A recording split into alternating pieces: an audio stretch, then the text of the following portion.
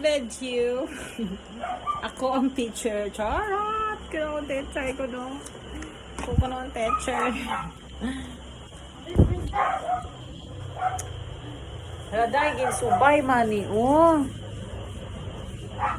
Saan yung ginsubay, ani? Huwag mo maestra, me. Oh, dali na. One afternoon.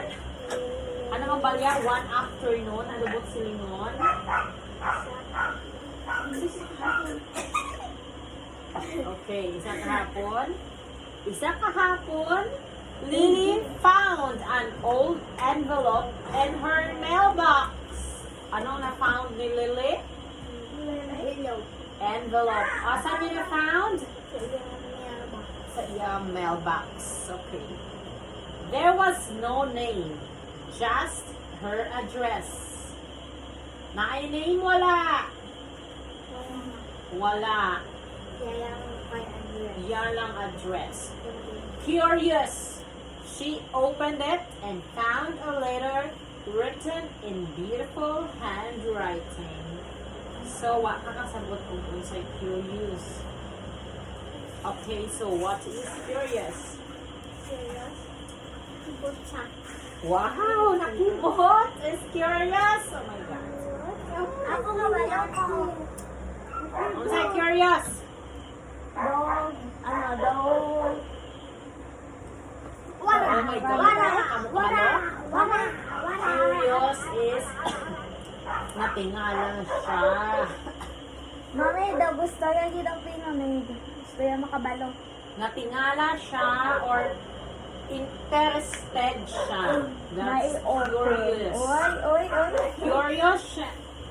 Curious, she opened it and found a letter written. Say written? Mami, nakabalo sa magbasa, Gina. Nakasulat sa handwriting. Taas ka, sulang Jillian, sakit mo nagbukog na tanan. Okay? Naka-handwriting. It said, look under the big oak tree. Excited? Excited?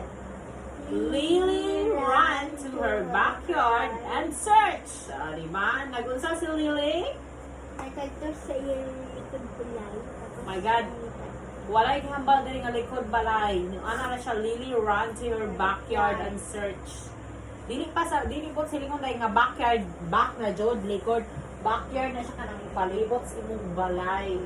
Imong kaugaran ba? Sir Miguel, Mami, background. My gosh! She found a small box with a note inside. So, ano nakita niya?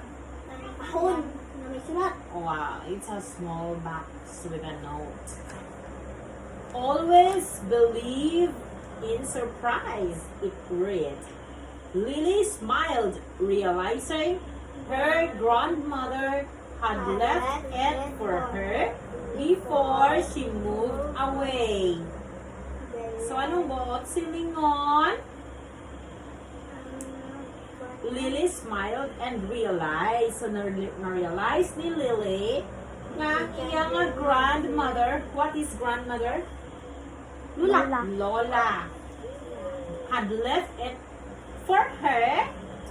So, had left it. So, ginbilin para sa iya. Usa siya milakat sa lay.